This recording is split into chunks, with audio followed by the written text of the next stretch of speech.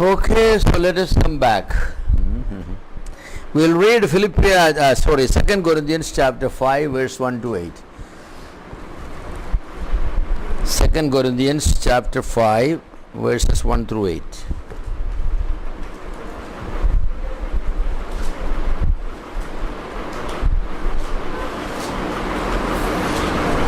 For we know that if our earthly house, this tent is destroyed, we have a building from God, a house not made with hands, eternal in the heavens. For in this we groan, earnestly desiring to be clothed with our habitation which is from heaven. If you indeed, having been clothed, you shall not be found naked. For we who are in this tent groan, being burdened, not because we want to be unclothed, but further clothed, that mortality may be swallowed up by life. Now he who has prepared us for this very thing is God, who also has given us the Spirit as a guarantee. So we are always confident, knowing that while we are at home in the body, we are absent from the Lord. For we walk by faith, not by sight. We are confident, yes, well pleased rather to be absent from the body, to be present with the Lord. Yes. So, wonderful passage, I don't want to exegete the passage, but the main emphasis is this present life, the present life in our body is far, far inferior to the one that is going to come. Here it is groaning, we say that. It's, something that we have to do away with, unclothed. Here we are burdened, we are groaning. But the one coming for us is so glorious, Yes, so glorious. It's a building by God, a house not made with hands, in eternal heavens. So the point I want to make is, man spends so much time and energy and thinking for this present body, not realizing that this is temporary, we have to do away with, throw it away. How healthy, how nicely people spend time, going to the gym, building up their muscles and everything. They go to the spa and this and beauticians and all kinds of, even for their haircut, how much money they give to the best. Some even fly all the way to Paris to get a haircut. All these things they do, but yet one day what? This is thrown away here. Why spend so much for this? If only we give more importance to that which lasts forever, how blessed we would have been. So that's what Paul is saying. We are groaning here, to get rid of this. We are spending so much time, so much energy, Some of the big rich people will go, they take a flight from New York to Paris just for a haircut. Jawaharlal Nehru used to send his coat to Paris for dry cleaning every day. Then in the parliament it became a big issue and then he stopped it. He said, in a poor country like this. They were all people born with not silver spoon, gold spoon in there, in their mouth, and they could afford it. The Motilal Nehru offered to buy the whole India if the Britishers were willing at that time. He asked them, give me the whole India and ask me how much money you want, I'll give it. He had so much money. The family, they gave everything to the nation actually. They are not rich at all. They never come under the, rich people today. There's so much, but yet I say that, where is Nehru? Where is Nehru? Where is our jackets, Nehru jackets? Where are they? What are they? Yes. Howard Hughes, the richest man in America one time, who owns the Boeing plane and all that thing, he never ate a good meal. He said that he used to eat cat meat, which was the cheapest. But he will fly, he had his personal plane. He had not married, not any children. When he died, the whole Boeing company was taken away by, somebody else, government or whatever maybe. But yet the desire for material things, they say that. He was never satisfied with money. Never. Never satisfied with money. As opposed to true Christians who see this world is a transition, and our eternal home is not this, and where they spend money for eternal values and all. How blessed are they? Eh? We understand all these things, but we live like the other people. The only difference is because we don't have that much, we don't show it off. I mean, we don't have that, so how can we show it? That's all. But that's sad. That's sad. So this Second Corinthians chapter 5 is beautiful. Say verse 2. In this we groan earnestly, desiring to be clothed upon with our house which is from above. God is preparing something far superior. Far superior. You cannot even think of that. What a great day that will be when we put on that one. Therefore we are always confident, knowing that while we are at home in the body, we are absent from the Lord. So we walk by faith, not by sight. Then say, we are willing rather to be absent from the body. We are willing to be absent. Paul always had a desire to die and go. Because in Philippians he said, I don't know which one to choose. Christ appeared to Paul, and I believe that he told him, Paul, you have been laboring for so long. You suffered so much. Now I give you a choice. If you want, you can take retirement. Come home with me. Or if you want, you can add few more years of labor. He said, I don't know which one to choose. To depart and be present with the Lord is far better for me. But when I think about all the believers, their situations and how they still need to be discipled and maturing and all, then he finally said, for your sake I shall live. That's the only reason why we can live, for your sake. For making some people better spiritually. What else? Making some people better spiritually. I can take one more Bible class, or maybe disciple one more person, or maybe one more counseling session, solve some more family problem or something. Otherwise, why live in this world? I don't see anything good in this world. True, we are children. Oh yeah, children. We love our children. They love us. But what difference it makes? After all, it's not we who take care of them, it is the Lord who take care of them. See, that's the point. Or if we can go there, I don't know, in heaven we will be able to pray for our people on earth, I don't know. I know we cannot pray to anybody who is dead from here. I know that Bible is clear. But whether like the rich man from the Hades cried for his brethren, will the saved people sitting with the Lord, can they know what is happening here and offer a prayer, Lord, watch over my little boy, he may not sin, he may not sin or get into any trouble. Can we say that? I don't know. This is a question in my mind always. I cannot come up with any answer from the scripture. If I could, I definitely, my children will be benefited by my going there than staying here. If I could do that. But I don't know.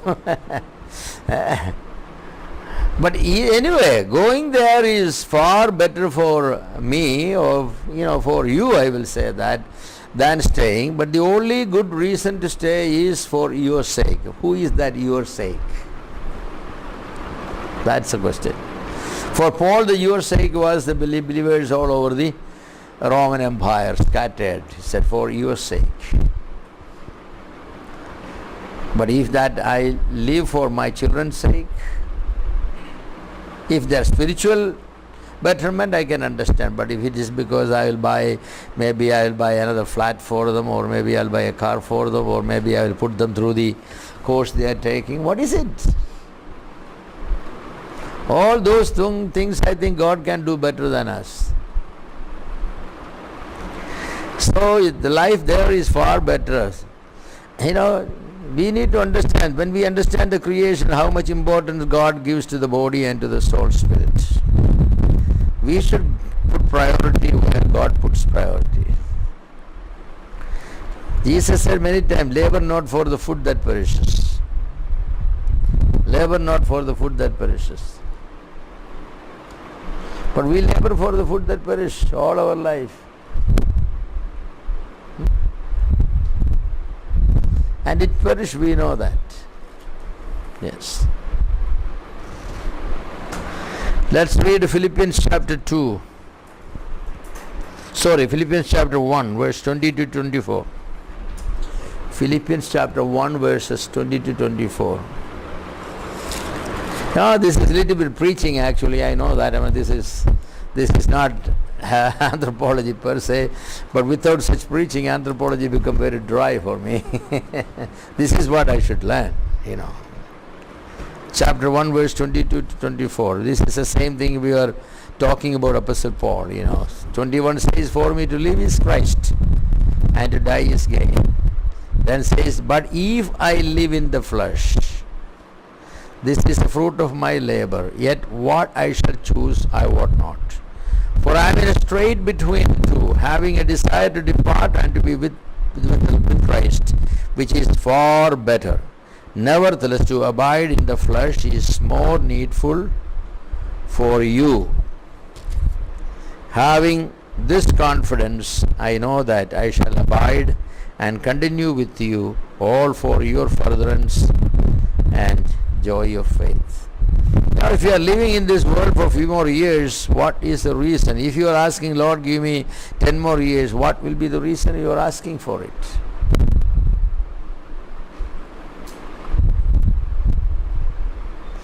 Is it to see your grandchildren and then die?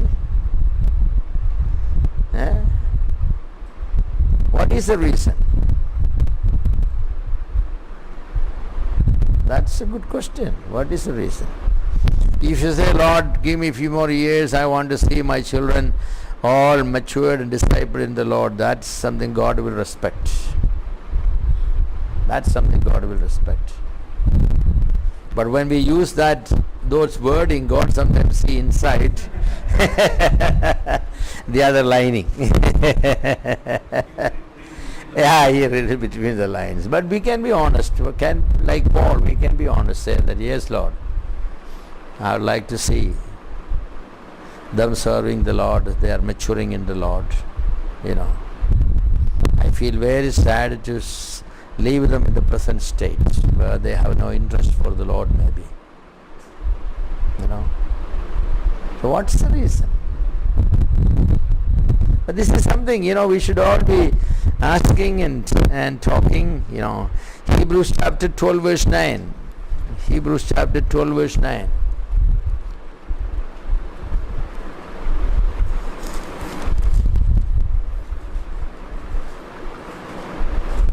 Furthermore, we have had human fathers who connected us, and we paid them respect. Shall we not much more readily be in subjection to the Father of the spirits and That's it. Subject to the Father of spirits and live. We subjected ourselves to the Father of our bodies. How much more we need to subject it to the Father of our spirit, the Heavenly Father. The spirit came direct from Him. The body came through the other one. So, our priorities and our value systems all needs to be changed. All needs to be changed. Christians have created a false economy for them, saying that being successful economically in this world means you are in the blessings of God. So who is the ideal Christian? Who is successful professionally, who is successful in business, who is successful in this world, and at the same time is also a fine quote unquote Christian. Means don't drink, don't smoke, don't gamble, but on Sunday for 2 hours will come and then mind his own business. Isn't he the nice Christian? By any stretch of imagination, was Paul a successful Christian measured by our present day value? Was Peter? Was any of the apostles? Was Jesus Christ a failure or a success? Or some of the great missionaries like David Livingstone and Hudson Taylor and William Carey, success or a failure?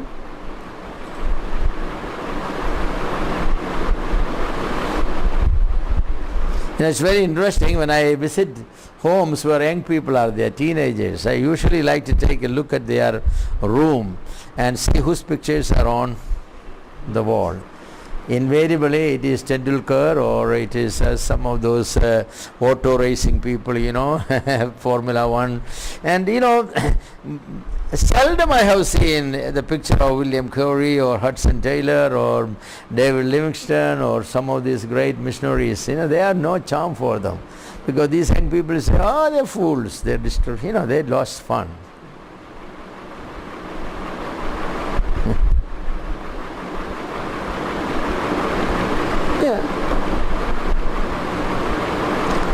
Immediately after the worship meeting, if you have young people, you watch them.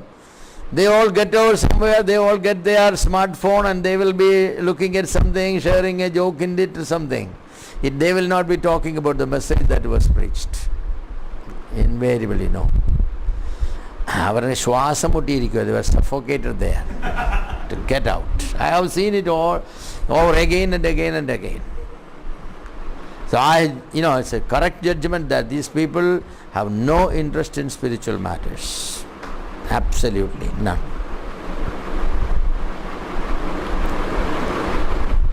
The early Scottish people, it's not the Scottish, the New Zealand people.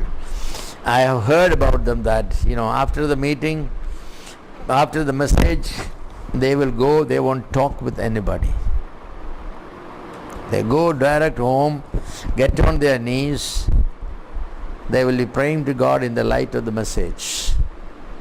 There are days when they don't go home. That's when the message had nothing to talk to them. But if the message was good and God had spoken to them, they will rush. They will be on their knees for the next 1 hour, either confessing their sins or, making new resolutions or something.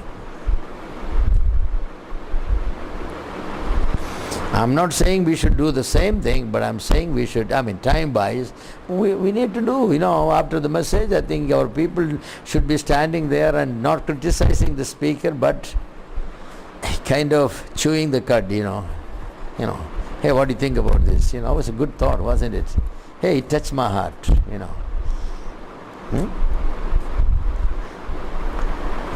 What I'm saying is our people don't have a spiritual thinking. It's something about material things. We will be so excited about the food immediately after the meeting. I'm nothing wrong in, I also enjoy food, but if that's what, the only purpose of coming to the meeting is after the meeting there is eating. That sort of, this is so. The Father of the spirits, that's the Father ours. We need to commit them. The distinctive nature of the two, in all these passages, the Spirit is contrasted with the body. The Spirit is contrasted with the body. The relative unimportance of the body and relatively the superiority of the Spirit. To be with Christ or to be present in the body, To be emphasizing the spiritual things or the material things. Our fathers versus our Heavenly Father. Everywhere there is a contrast. It is in the creation. It's in the creation. Because when God created man in God's own image, He was not necessarily speaking at all about the body. He was speaking about the inner man. That we'll think about. That's where we have to put our emphasis. Because Man is unique not because of his body, man is unique because of his spirit. So we needed to emphasize that uniqueness in our thinking, in our all areas of our, dealing. The fifth point about man's creation is man is placed at the exalted position above all created things. Genesis 1:28 and Psalm 8:4 and 9. Genesis 1:28, the Lord said, have dominion over all things. Psalm 8 says yes. Genesis 1:28, man is placed at the exalted position above all created things. Man is the apex of God's creation. Everything God made is subjected to man's administration. Psalm 8 says what? Thou hast put everything under him, the stars, the moons, and everything. God's one statement, have dominion. Have dominion. Have dominion. Now, man is given dominion. Everything belongs to God. God so graciously, after making everything, God's arrangement is that delegation. God has delegated the management of this universe to man and said, I put everything under you because you are created in my image. You can do it. Do it. Do it. Man manages only something. What is it? Half an acre he has. That's what he manages. The few coconut trees and the rubber trees he has. That he manages. The whole universe is placed under him. He is not interested. Actually, he lost it. He almost lost the title for this world. He alienated it. That's what happened. He is given the dominion. This dominion is to rule and to subdue. Clearly said, rule and subdue. Subdue means bring them under your feet. Every element, whether it is climate, whether it is anything, every element that stands against you, you have to subdue it.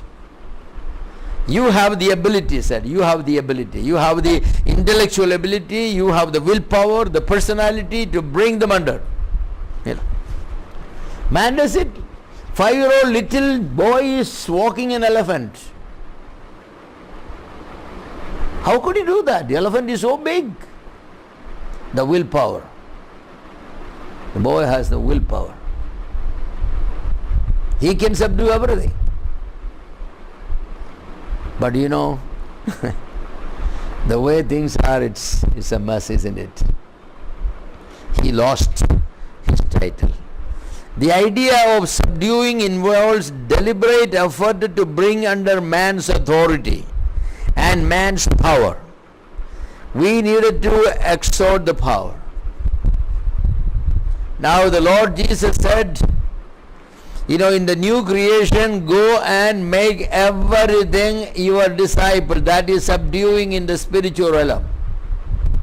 I have given you authority to step upon snakes and scorpions and everything and bring everybody under you by making. But man is a small mosquito chase man into a net. Then we were to subdue everything, but mosquitoes have subdued us. When the night comes, we get in and put everything and stuck. I'm so afraid of you, It's all true that God told to subdue and all.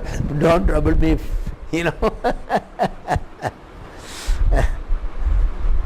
We need to wage war, declare war against mosquitoes.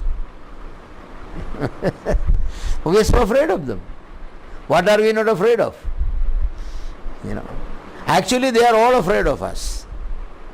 But now we start being afraid of them because we lost our title deed. We lost our title deed. So who is ruling and subduing everything? The monkeys and the mosquitoes and the snakes and everything. Yes. We are so afraid of them. We are so afraid. It's good to be afraid, otherwise you will be in danger. Because you are not mentally there. We are not mentally there. We are afraid of dogs and we are afraid of everything. Do we need to be afraid of? That's the question.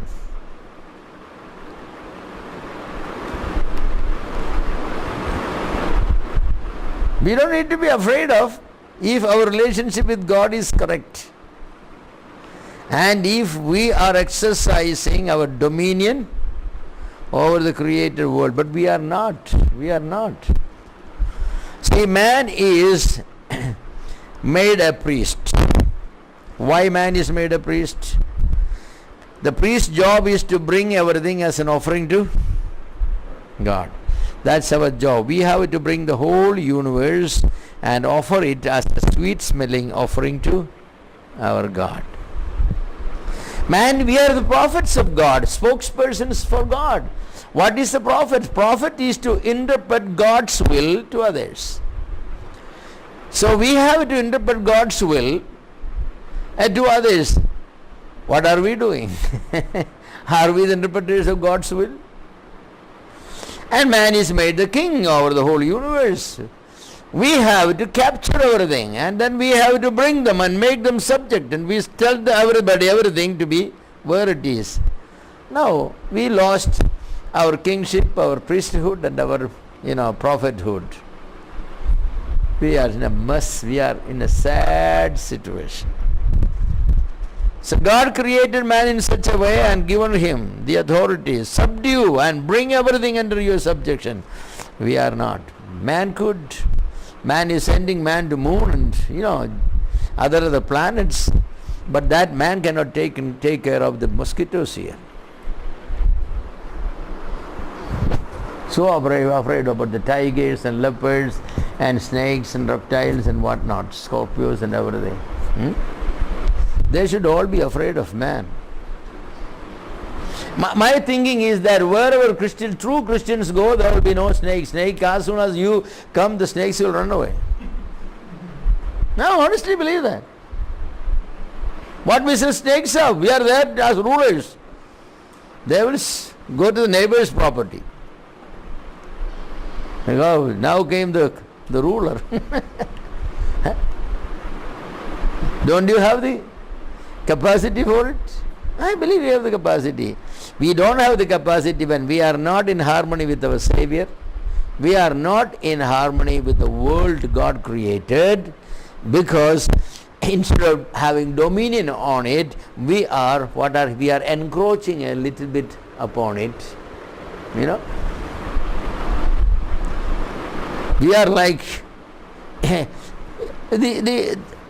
man who owns the estate. He comes there and begs for a grape that grows thousands of acres of wine there and grapes there, and this man coming and asking the servant, can I get one grape?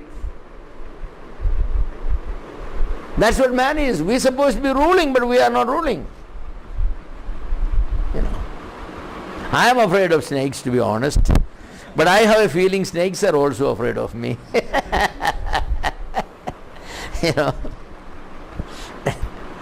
We lived in Palai for some time, We rented a house in Palai, and the first day we came, I saw a snake. I never seen it again, or one like that. Only this long, but this big, and it had 4 or 5 colors on it. And I saw it was moving slowly. It cannot move very fast. It went, and in the wall there was a crack, a hole, and it went into it.